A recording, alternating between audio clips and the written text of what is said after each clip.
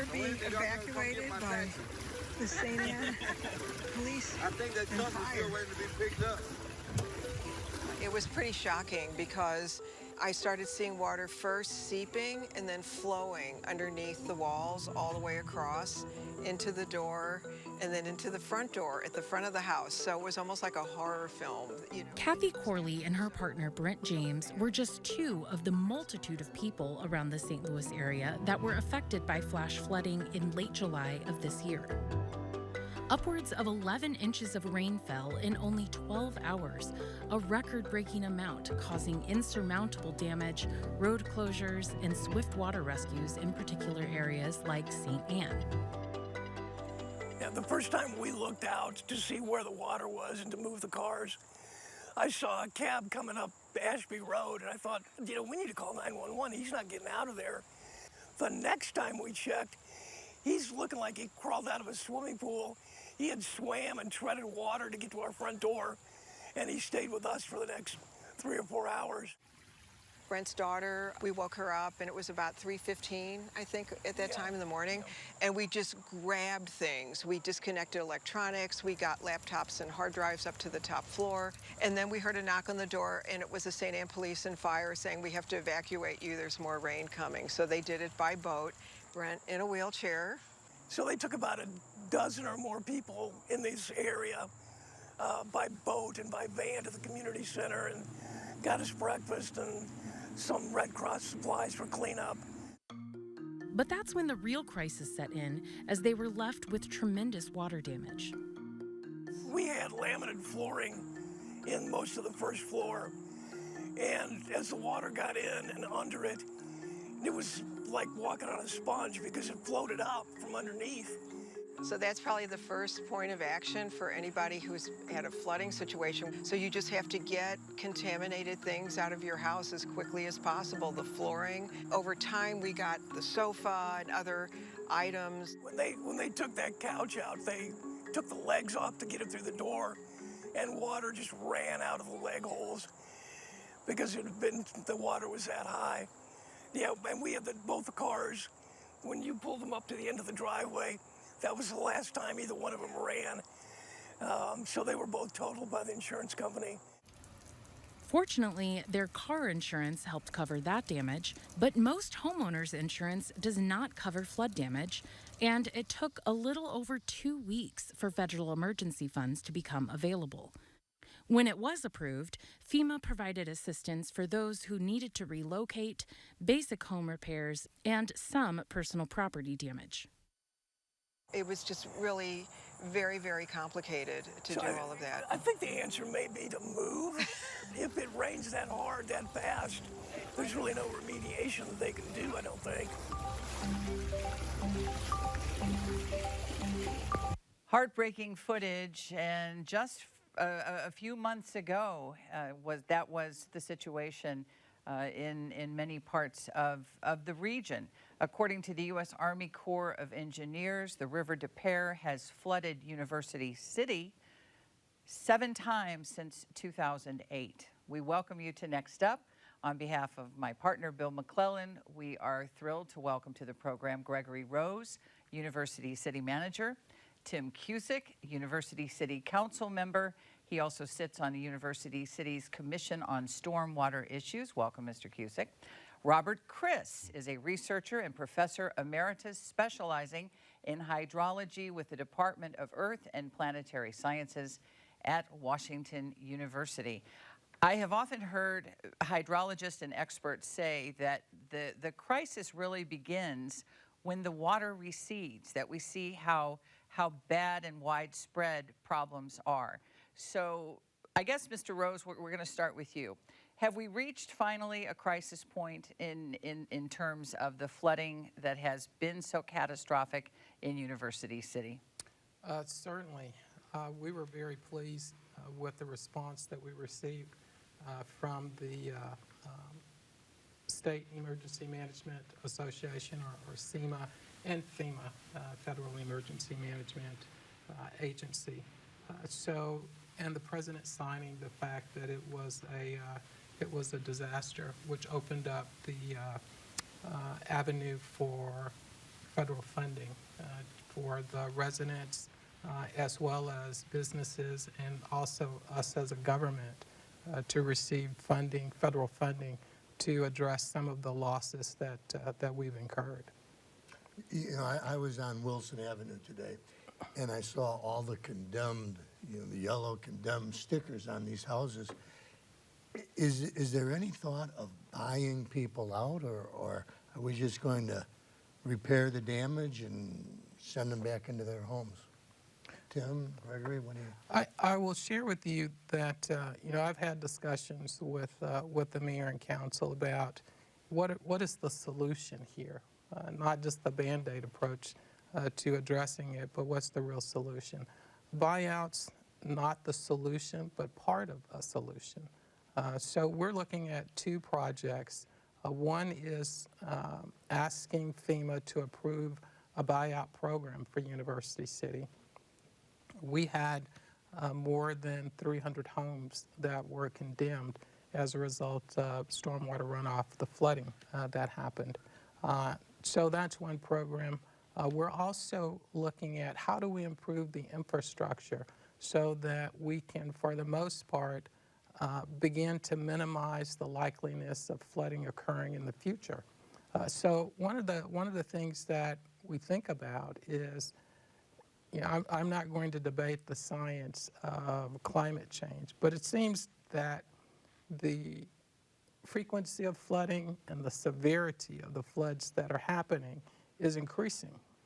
And so we want to make sure that we have an infrastructure in place that enables us to address future flooding that will certainly happen, not just in University City, but throughout the region. So the second project that the mayor and council have authorized me to move forward with is the construction of a detention basin. Now, this project we've been working with the Army Corps of Engineers on since 2018. We're going to try and move that project over to FEMA so that we can expedite it by getting federal funding. Is the basin big enough? I know that that's been a bone of contention for some people. Well, it's intended to be about eight acres wide and I think 13 feet or so. It will not be the ultimate solution. I guess that's my point. But it is a part of the solution. So flooding will not instantaneously go away because of this detention basin being constructed. But maybe some of the homes that would have otherwise flooded won't get flooded. So the severity of the floods will hopefully end up being minimized. And Tim, you have a very unique point of view, don't you? Yes.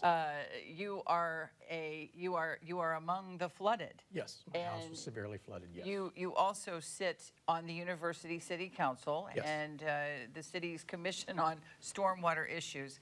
So when Mr. Rose talks about these solutions, how do they sound to you? Do they sound like they will be effective? Again, as Mr. Rose explained, there are several things that need to happen.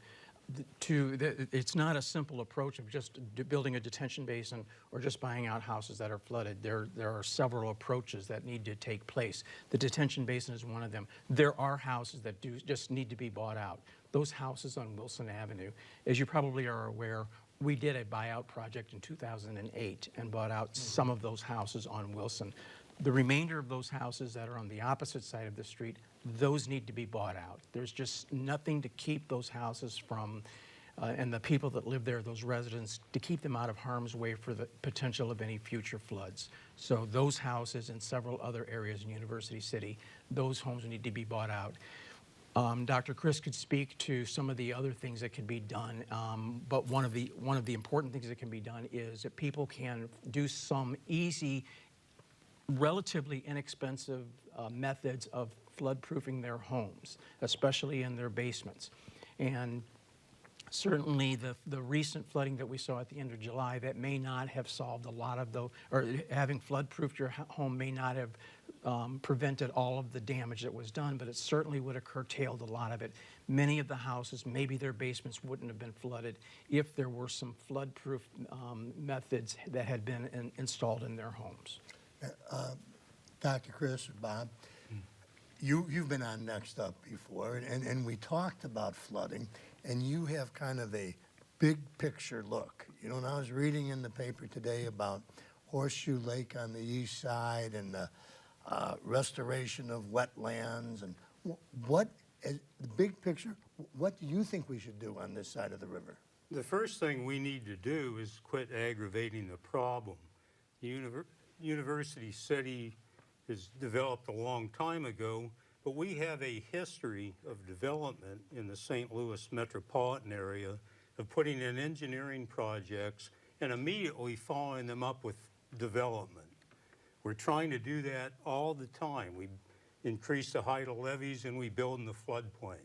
We have floodplain development projects going all over the place in the Merrimack Valley, along the Mississippi and Missouri rivers right now. We keep doing it. If you look at Wilson Avenue and the homes flooded along Dartmouth and Vernon, all these condemned homes, they were put in almost immediately after the River to Pear Tunnel was built.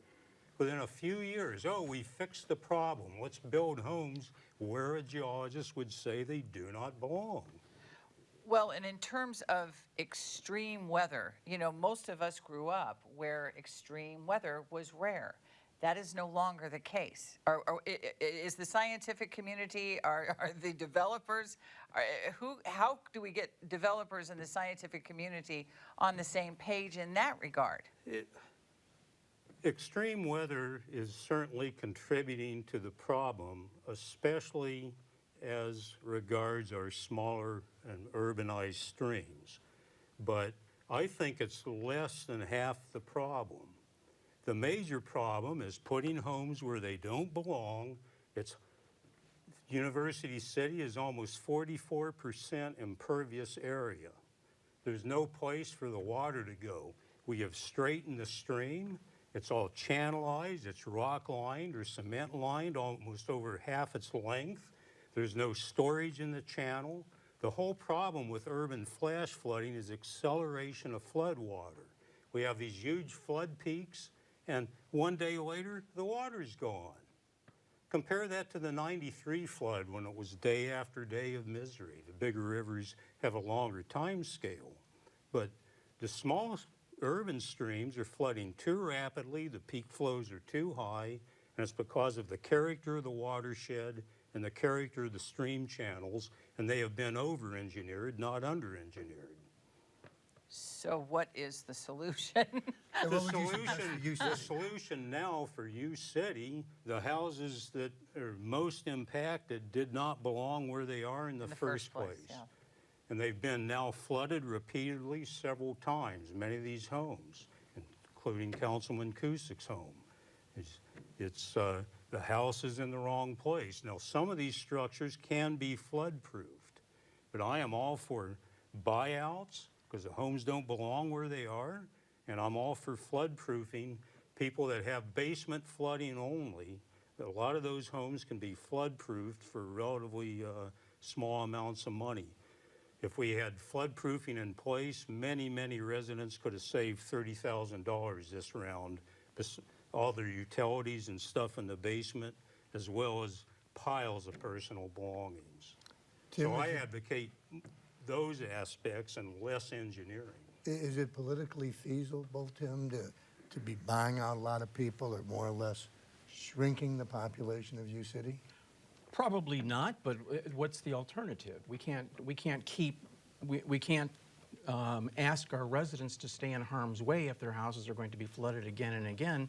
And on the other side of the economic spectrum, you're correct, we would be losing some real estate taxes and income from revenues from that. Well, we're also looking at other areas of economic development for University City, such as the Costco development that's going in at 170 and Olive, and that's moving along. So we would have to compensate for the loss of that real estate tax revenue, but at the same time, there's really not another option other than to do some of these buyouts. And I would add that the majority of the homeowners, in fact, I think 100% of the homeowners that I have spoken to are all in favor of being bought out. They don't want to stay in those homes. especially along Wilson Avenue. Right. Those people are desperate to be able to get out of that area. I'm sure they would be. Would the property be zoned as limited or no building in the future then? Correct. There are some, they would mostly be used as green space. I believe, and maybe Mr. Rose could address this, but I believe that there are some very, very limited commercial applications for the property, but I'm not 100% certain about that. Would you take a buyout, Tim?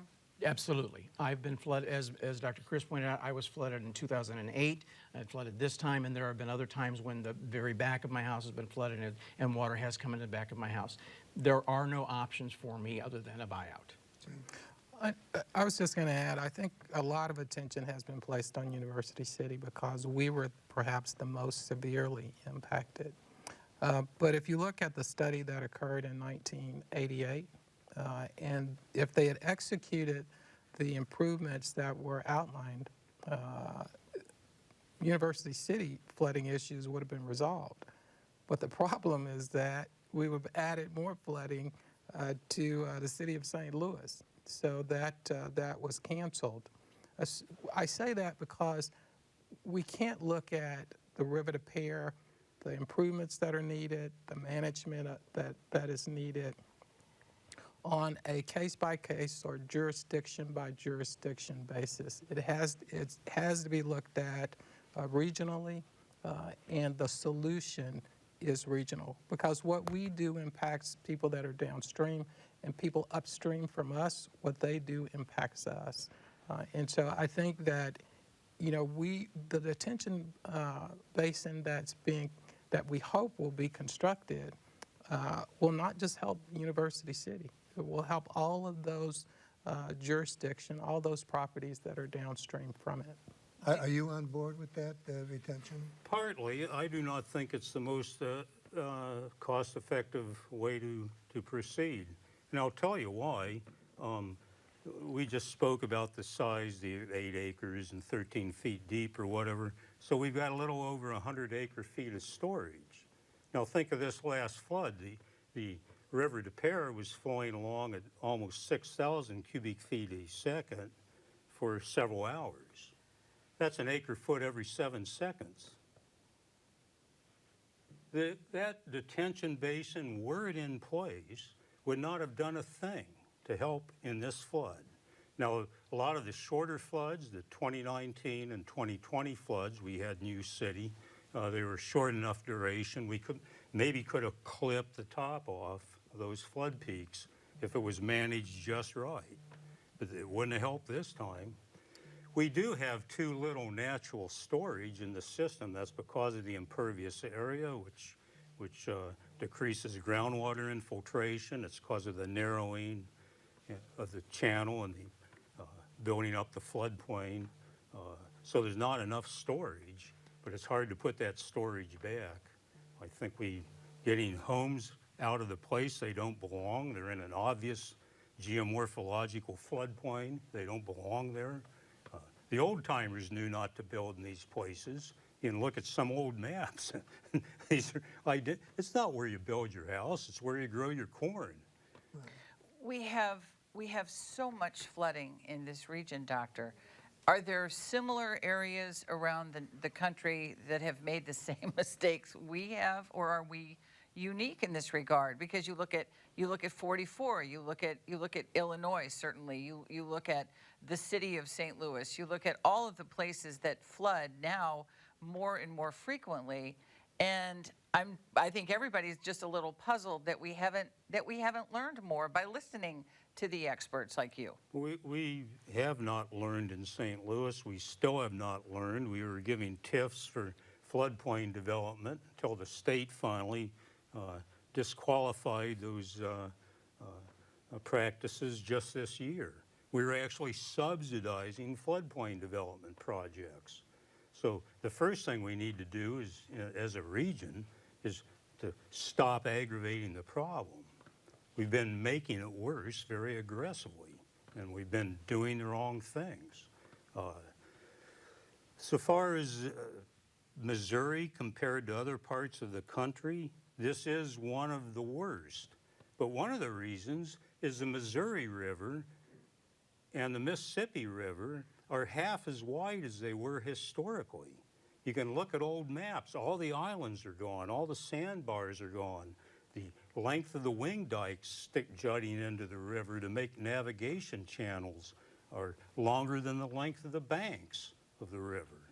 We've over-engineered these things, and yeah, we get flood levels now that were unheard of a century ago.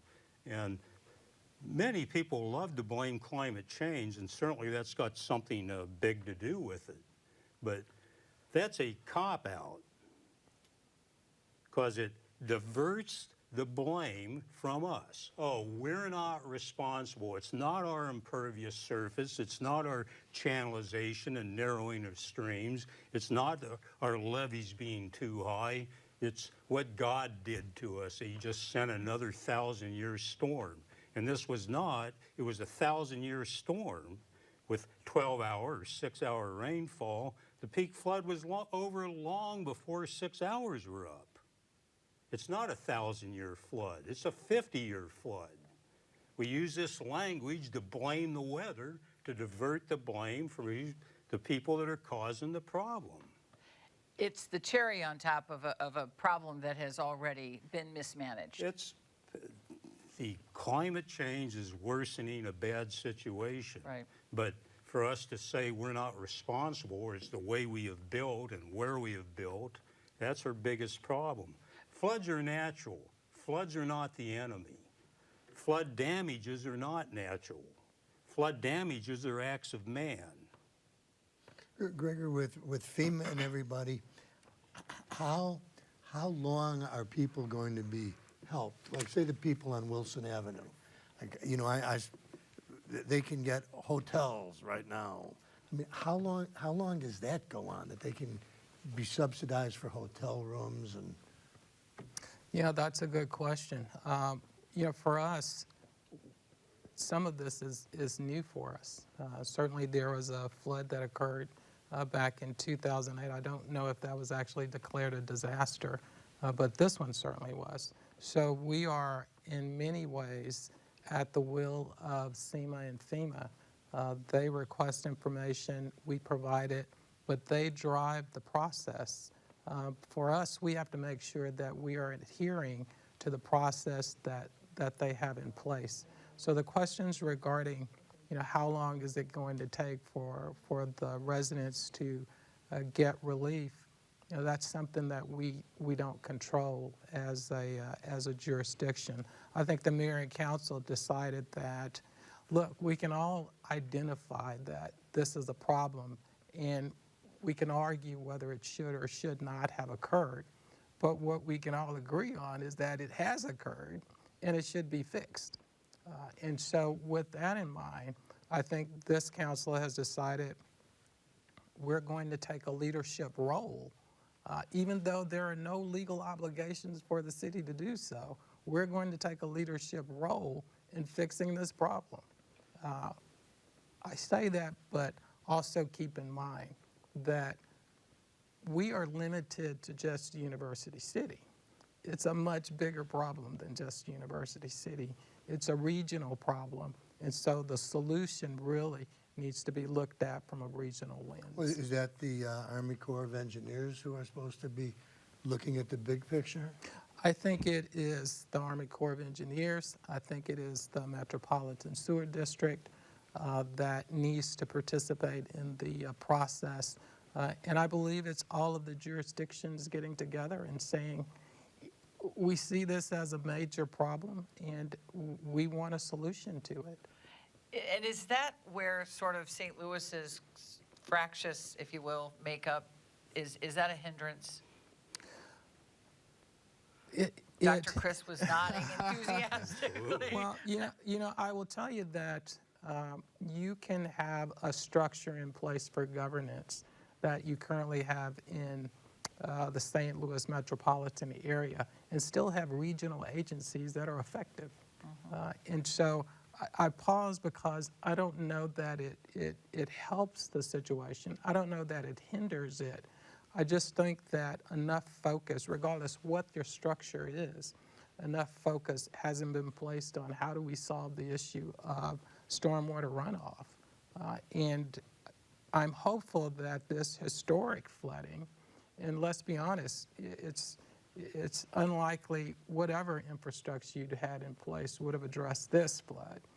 Places flooded in University City that had never flooded before. But we know the frequency of those moderate rains that come. Let's start addressing those at least, so that the homes that frequently flood, the apartment complexes, the businesses that where you have moderate rains in their flooding, let's take care of that, because we know that flooding is going to simply continue. Okay, Tim, we're running out of time. What's your frustration level like right now? You're on the city council, you've been flooded, you're on the commission. And he's being nice to me tonight. And we have about 45 seconds. I'm extremely frustrated, but I should say that my frustration is for most of the other residents in University City. I'm one of the few people that did have flood insurance, so I have that recourse to rebuild my house. There are many, many people that did not have that, and the only recourse they have is the little bit of assistance they will get from FEMA. So my frustration is that maybe FEMA is not helping these people fast enough, and that we won't be able to get information for them on possible buyouts quick enough so that they can get their houses put back together. There are many people that need to start working on their houses, and they need to make the decision if they should fix their house up or if they should wait for a buyout from FEMA, and unfortunately, we're not going to have that information for them immediately. We thank you all for coming in and for sharing your expertise. It has been a very fruitful discussion, and we certainly hope it turns out that way. Thank you very much. Thanks for watching Next Up. Have a wonderful weekend.